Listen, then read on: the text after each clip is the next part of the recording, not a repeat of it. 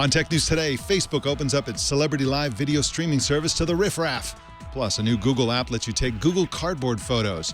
And Indian netizens mock the government's bad Photoshop propaganda with more Photoshop. It's all coming up next on Tech News Today. This is Twit. Bandwidth for Tech News Today is provided by CashFly at CACHEFLY.com.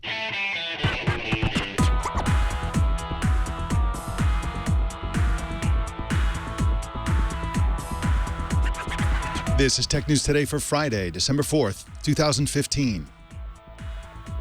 This episode is brought to you by Wealthfront. Wealthfront is a low-cost automated investment service that's the most sophisticated way for you to invest your money. Whether you've got millions or just starting out, visit wealthfront.com/TNT to sign up and get your free personalized investment portfolio. That's wealthfront.com/TNT. And by Gazelle, the online marketplace for buying and selling used gadgets. Shop from a variety of certified pre-owned electronics or trade one in for cash. Give a new life to used device. Visit gazelle.com today. Tech News Today is the show where we talk about the tech news with the journalists who report it. My name is Mike Elgan, and our co-anchor today is Mashable senior tech correspondent Christina Warren. Hey, Christina, what's going on? Hey, Mike, what's up? It's a weird morning, and you caught the tail end of one of the most bizarre episodes in the history of live journalism. I just missed it. What did you see this morning?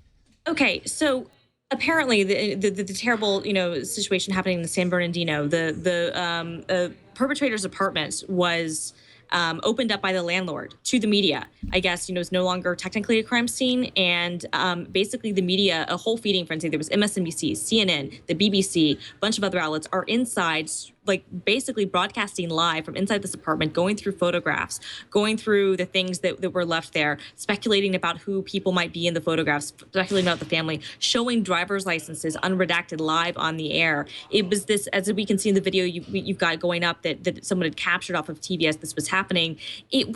It's so bizarre. I've never seen anything like this, where a scene like this would be opened up by the landlord who claimed that the FBI turned it back over to him. So he said, fine, media, come on in and go through everything. And then the media, being the media, just decided to jump on it and literally go through everything and kind of ransacking this place on live TV. I was alerted to it because my husband was watching. And he was like, I can't believe what I'm seeing. So I tune in, and it's on a bunch of different networks. Eventually, I think kind of the criticism that started flowing in immediately got them to pull things back. There was actually just in moments before we went on the air, there was a briefing taking place at the White House about the shooting. And a member of the press corps asked the White House press officer, what their thought was about the media doing this and having access to this and the landlord letting this happen. The response was basically completely non-committal and not wanting to kind of address it at all. But kudos to that member of the press corps for asking that question, because I mean, this is nuts. I've never seen anything like this. It's totally bizarre, and it was a kind of a competitive situation. They all poured in, and they were trying to compete with the other. Each was trying to compete with other media outlets to see who could get their hands on this stuff.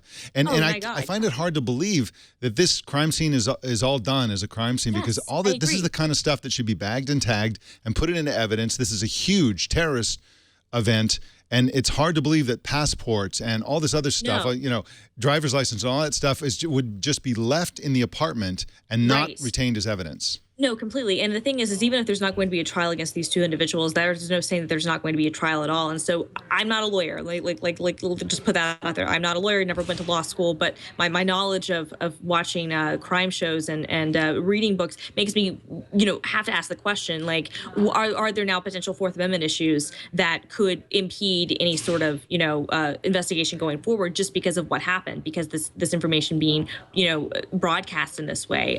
Not to mention just the fact that the scene itself was disturbed the way that it was, because it regardless of what, this investigation is not over. So regardless of whether or not it's a crime scene, it can't be good for the investigation to let 7 different press outlets basically fight all over themselves over who can photograph what and show things and move things around. Because there's as you said, nothing's been tagged and bagged. There's not going to be any sort of accountability if things go missing, which could potentially harm what the investigation winds up showing out. This is just insane. Yeah, and as Jason used to work for the LAPD and knows a lot about police procedure, and as he's pointing out, the chain of custody has been broken so that if, for example, something's discovered in this apartment, like for example the name and address of somebody else who may be a suspect, that's completely inadmissible in court because, of course, any of those journalists could have inserted it into the scene, could have done anything to it. Other evidence may have been removed. There's no way to know. That's why they tape off crime scenes and don't let anybody touch anything until everything's been processed. But this apartment, once again, looks like nothing has been processed. There was no police tape. All the stuff was still there. They also showed a few people there. It's also there was also a lot of symbolism. There's like zooming in on a Quran. There was zooming in on a prayer rug. We know that the now dead suspects were Muslims. They were religious Muslims apparently, and that's sort of like capturing all this. Now I think that the consensus that's quickly forming on Twitter is that under those circumstances, journalists were right to go in and see what information they could gather, but wrong to live stream it and turn it into a live looting event. I mean, apparently people were even on Periscope, doing this. And it's like, I'm trying to put myself what I would do in that situation. And I don't cover this sort of stuff. So, and I don't want to speak for anyone else's motives. And I don't know what I would do in that situation. But I understand the compelling need to want to get the information out there, especially if you're being offered access, whether it was legal to offer access or not. If you're a journalist, that's frankly not your responsibility. That's on the landlord, that's on the cops or whatever. So if someone's saying, come on in, look around, I'm not necessarily going to fault anyone for going inside. But the way in which it was broadcast so indiscriminately, I think is problematic and is potentially, harmful for the future of this investigation for lots of reasons. Because, we know that the computers and the other things were taken, but just this, I'm shocked that this is happening. Especially, I mean, there's already been so much discussion, and it's already such a tenuous situation anyway for so many people because this was such a tragic event. I don't understand how this makes anything any better to have this sort of feeding frenzy go on, and for this to have the potential to be politicized and manipulated even in a way that it frankly just doesn't need to be right now, because this is a tragedy. We need to focus on the tragedy and finding out who's behind it and finding out what we can do to stop things like that in the future, not, going in and trying to look at photographs of people's family members who are not involved, in what happened. And of course, whenever there's a terrorist attack or a mass shooting of any kind, people go nuts and think, well, how can we stop this? And there's everybody's pre-existing agendas come into the fore. Oh, we got to stop refugees. We got to do this. We got to gun control. We got to do this. The first thing you got to do is be competent around the investigation and all that stuff. Competence is the first thing we need to demand, and all the rest of it we can argue about later. But first step, don't mess everything up unnecessarily out of I mean, it's just complete. Anyway, let's move on to the regular tech news. We got lots of really interesting tech news today, but that was just a bizarre event. Of course, it all unfolded mostly on Twitter, but we'll talk about something related coming up very soon. But first, Facebook this week started testing live video status updates. This would have been great for the looting. Live video status updates for general users.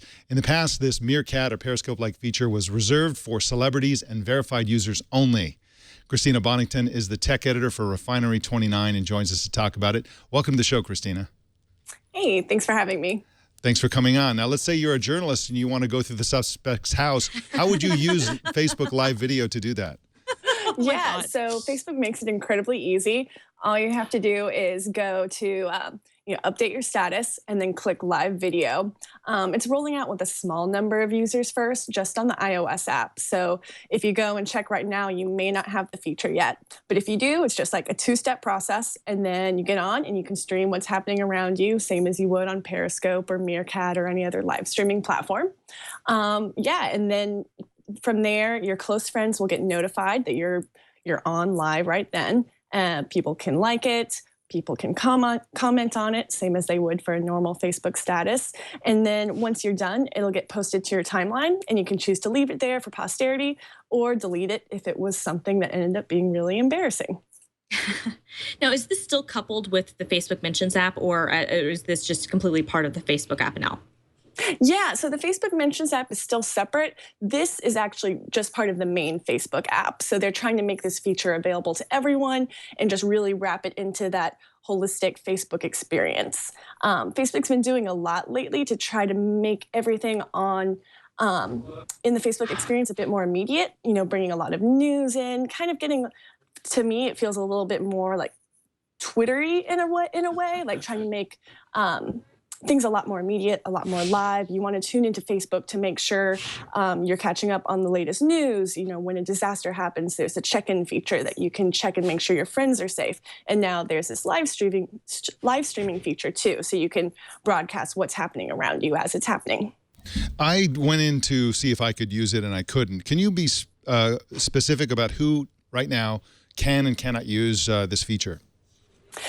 Yeah, so when Facebook rolls out new features, a lot of times it just starts with a very small minority of users. So right now, it's just some celebrities and some journalists have access. Mm-hmm. I am not among those. And then right now, they're adding a small subset of iOS Facebook app users. It's unclear exactly how many that is, but I would say if you're hoping you're among them, go in, make sure your Facebook app is up to date or updated, and then see if you've got the new feature. And then just keep the app updated, and maybe you'll be among the next to get it. Very cool. I am one of the people who has the feature, and I've had it for a couple of months. I haven't actually used it that much, though, which is weird. So I guess my question is, do you think this will be popular, or has live streaming kind of jumped the shark? I mean, we've got a bunch of options now. YouTube will let you do it. Obviously, you can do it with Twitch. You can do it with Periscope. You can do it with Meerkat. Do you think this is going to be something that will take off with Facebook users? Yeah, I'm really curious to see where it goes too. I have a feeling it might kind of throw back to the way we used to use Facebook. I don't know about you, but back when I was in college, a lot of my status updates were like, Christina is studying. Christina is, having fun at the bar. Yes. Yeah, so things like that, where it's just kind of casual, like, hey, I'm making this cool dinner for my friends, just maybe not like the long, like newsy kind of live streams that we're familiar with journalists kind of doing on Periscope, but just kind of short, quick looks into what's happening in your life right then. Christina, Facebook also unveiled a new photo sharing feature. Can you tell us about that? Yeah, so Facebook also added a collage feature. And so, right now you can either upload a single photo or like an album of photos. And now you can select multiple photos. Facebook will put it into a collage automatically. You can select which photos you want, which photos you don't, and it'll show up all nicely packaged in a collage on your Facebook feed. Well, if you wait long enough, eventually Facebook will have all the features. That's been my experience. Eventually, they'll have every feature of every other social and messaging and photo application on the planet. So just we're almost there, I think. Yeah. Christina Bonington is at refinery29.com, and you can find her on Twitter at redgirlsays. Christina, thanks for joining us today. Thank you. All right, bye-bye. More fascinating news coming up, but first I want to talk about Wealthfront. Our Tech News Today audience is not only good-looking and sweet-smelling and all of that stuff, but getting richer every day. And the reason is that I've been telling everybody about Wealthfront. And some of you out there have been taking my advice, jumping in on Wealthfront, and we're hearing that people are really getting great benefits. And meanwhile, the net worth of our audience is growing and growing because of Wealthfront. Wealthfront not only lets you invest your money in a very a safe and powerful way. They will actually take opportunities whenever they arise to invest your money in the best possible way, and they won't nickel and dime you in doing it. Usually advisors charge 1%, 2%, up to 3% of what you got under management. Plus they charge all kinds of hidden fees and gotchas and so on. Any little change, they're going to nickel and dime you for that. Wealthfront, it's the opposite of that. They start out with a very low-cost fee. You pay 1/4% a year. That's 25 basis points, 0 commissions, and 0 hidden fees. That's less than $5 a month to invest a $30,000 account. Absolutely fantastic. That's why so many of our audience members are using Wealthfront, and you should too. It's so great. Visit wealthfront.com/TNT to sign up and get your free personalized investment portfolio. You'll see the customized allocation they recommend for your profile. And just for Twit listeners, if you sign up to invest, Wealthfront will manage your first $15,000 entirely free of charge for life. Join the many Twit fans who have seen huge success with Wealthfront and claim your offer today at wealthfront.com/TNT. And by the way, you have to invest. I can't because I'm doing these ads. I cannot use Wealthfront. So you got to do it for me. Google's open source Cardboard platform lets you look at stereoscopic photos, among other things. And now Google lets you take such pictures using a new app called Cardboard Camera. Michael Kreider is the editor of Android Police and joins us now. Welcome to the show, Michael. Hi, Mike. Thank you very much for having me this morning. Thanks for coming on. Now, stereoscopic images involve two very similar pictures displayed, one picture for each eye, to create the illusion of 3D or a little bit of depth. How does Cardboard Camera achieve the capturing of a stereoscopic effect when smartphones have only one rear camera? Well, if you've ever used Google's Photosphere function that's in its standard camera app or very similar stuff like that, it's very much like that. If you've got a recent camera that has a panorama assist mode where you just sort of go here, here, here, here, it's a very similar technique, except that it's using the video camera. So you point it in a direction and the app instructs you to basically, turn around in a circle, and it will constantly record images of it. And what it does is it processes those images and combines them and then redisplays them in a way that Cardboard can show you in this sort of, I don't want to say fake, but it's definitely a virtual reality illusion. So obviously your two eyes are looking at just slightly different images at the same time. And as you look through the Cardboard goggle set or anything similar, it will display this sort of 360-degree panorama of whatever you took. It also records audio while it's doing it. So it'll take about a 30-second loop of any of the audio that's going on in the background, and it will present that at the same time as this panoramic virtual 3D experience. You can turn that off if you want, but it's a nice ambient thing to add in. Very cool. So where can users post these photos and what's needed to view them? I mean, obviously Cardboard, but where can these be posted and where can they be viewed? Well, right now, the app is a little bare bones. You open it up and you've got about 6 examples, and then it instructs you to take some of your own. And you can share them through Android's standard share feature if you open that image in the Photos app and share it, Twitter, Facebook, Google+, wherever you like. Right now, it doesn't have a sort of public gallery that you can go into, and you can't share directly to other users of this particular app. You're going to have to tell people, go here, take this photo, import it with the app, and then look at it. So right now it's definitely designed, just for personal use. So if you happen to be going on vacation, or as it might be, invading a suspect's house and violating his privacy and posting it to the world, you could record it for your own posterity. But it's a little tricky to share it right now. Kudos to you. Let's weave that reference into every single story on today's show. I'm all for it. Now, I have the feeling, Michael, that one of the things that Google discovered was that when they tried to get people to do photospheres, that people weren't doing it right. The right way to do a photosphere is you hold the camera in one place like this, and then you move the camera like that. What people actually do is they take a picture here, and then they move the camera over here and take another picture. And that's ideal for this kind of thing because you're putting the camera in a slightly different angle as you take it. So I have the feeling that may have inspired them, I'm just guessing, to actually take advantage of the fact that people are moving the camera in the wrong way for photospheres, which turns out to be the right way for Google Cardboard camera effects. Any other thoughts on this, Michael, or any other references to violent crime in America and how the journalists violate crime scenes? One and done. I'll have one for the day, and that'll be mine. Okay. Now, for photospheres, when you turn it, it's very much like a panorama assist. You point it, and you take a picture, and then there's a sort of target that appears on the screen, and you take another picture. But for this Cardboard camera, it's a continuous video. You don't have to press anything after the initial record starts, and it guides you along. It tells you if you're going too fast or too slow.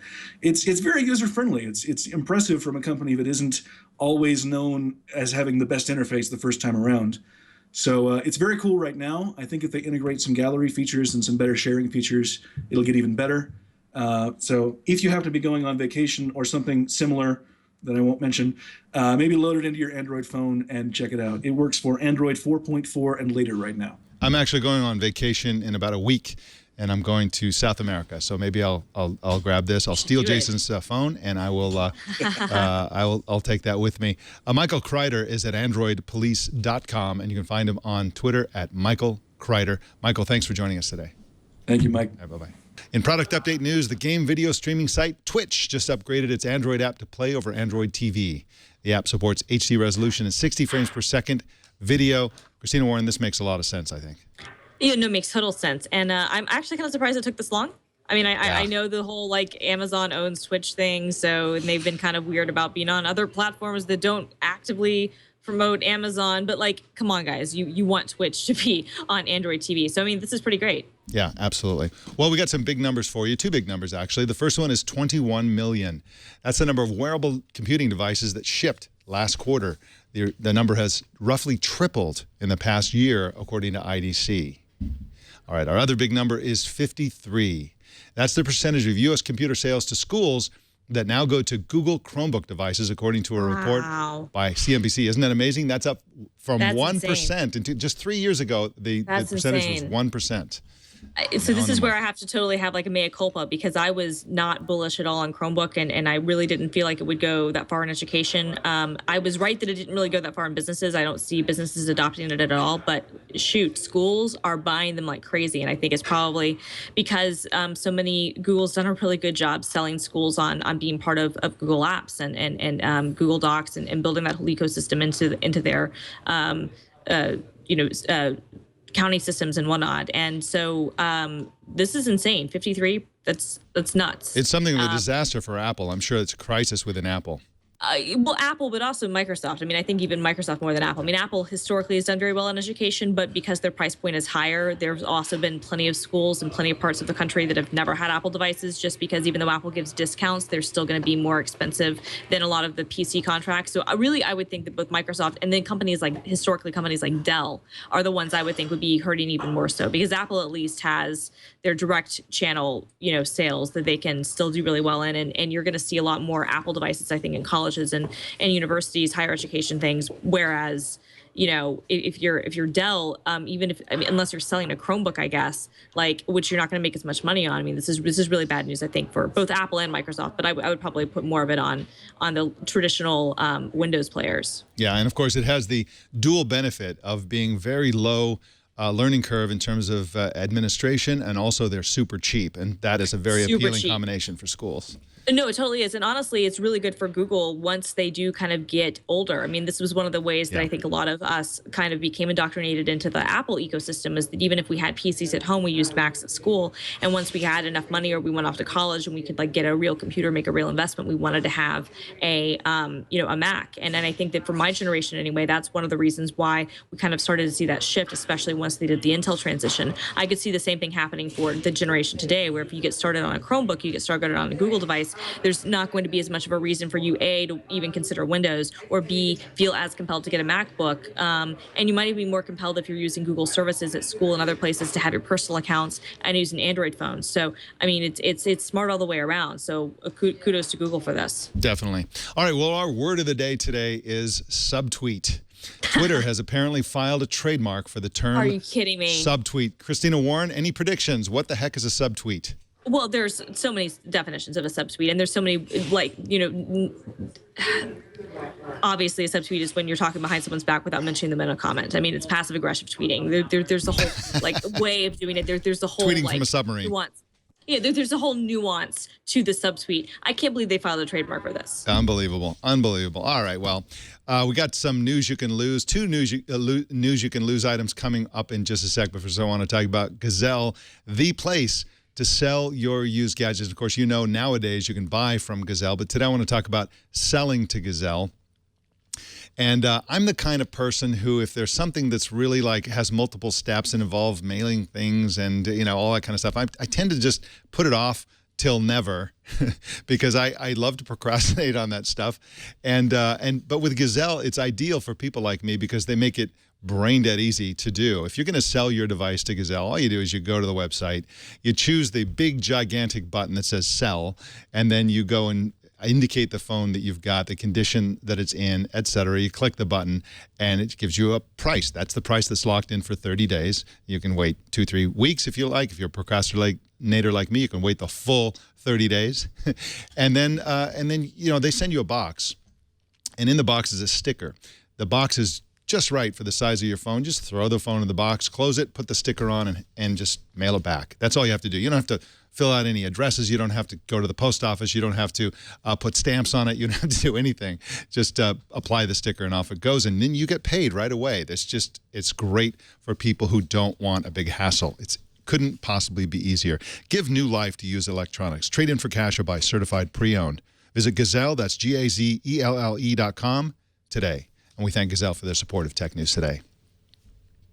In news you can lose, heavy rains and flooding have devastated communities in and around the South Indian city of Chennai. Prime Minister Narendra Modi surveyed the disaster area from an airplane recently, but the Indian Press Information Bureau promoted the Prime Minister's trip with a horrible Photoshop job posted on Twitter that claimed to show Modi looking at his airplane's window at the disaster below. In fact, he was looking at the disaster below, but the way that cameras work and so on, it was kind of washed out. So they took a nice clear photo and they pasted it into the window of the airplane. Indian Twitter users mocked the photo, which was quickly deleted, but not before others could post copies of it, as well as creative modifications of the photo. Even China's state-run news agency Xinhua made their own mock-up. And of course, my favorite is the one where Modi is looking at his laundry. Well, the dinosaur one is a good one as well. But I love the laundry one. He comes home and washes his clothes. Okay, honestly, State Department, who's doing your social media? What the hell? Come on. Yeah, this is this is the person doing it hopefully is someone young. Yeah. I mean, we would Doesn't presume know better. They're probably not. Well, no, they should know better. That's the thing. They should know better because they should know that this is the sort of thing that everyone is going to harp on. I get it. It's not a great photo, but that Photoshop job, come on. Yeah. But I appreciate that. Even though this terrible stuff is happening, the Indian community was able to kind of poke fun at it and kind of add levity to what's otherwise a devastation and not greatness. That's right. And doctoring photos, of course, the best thing is mockery, as of course Iran learned when they added missiles to their missile test launch, etc. There's a big history of that. All right, well, we've got another news you can lose item. Kyocera has launched a smartphone for Japanese germaphobes. It's called the Kyocera Digno Rafre, and it's designed to be washed in the sink with soap and water. Here comes Kyocera's commercial, which is in Japanese, by the way. Okay, happy Japanese family having dinner. Hand the phone to Junior, never a good idea, and he puts it right into his crepe. So now the phone has, what is that, ketchup? Yeah, the phone has ketchup all over it. Oh my God. In other news, they're putting ketchup on crepes in Japan. Okay, so now there's soap. That's so weird. And now they're washing the phone as if it was just like doing the dishes. And it's fine. Yes. And then they hand it back to the kid for some reason. He's already demonstrated that he shouldn't be trusted with one. With it. Oh, and now it's good. Thank you, Mom. Also, why is the mom the one who has to wash it? Yeah, exactly. I mean, seriously, I kind of get the kitsch 50s throwback vibe they're trying to go for, but come on. That's right. She should have grabbed him by the ear and made him wash it. I was going to say, it's look, I don't care if you are the firstborn son or whatever. Wash your own damn phone. That's right. Or just, if you're going to dirty it up, then you clean it. Just send the kid to take a bath and have him take the phone with him.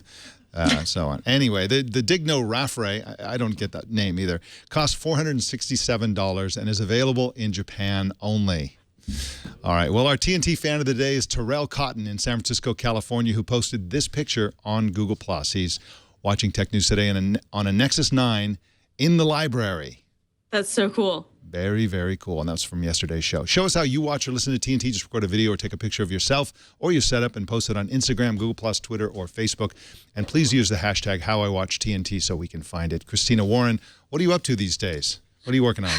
Lots and lots of year-end content because tis the season to be overworked. So lots of year-end content, buyer, gift guides, a couple other things I can't talk about that'll be out next week. So lots of stuff on that front. Very interesting. And you guys are still doing live streams using Meerkat and Periscope, is that correct?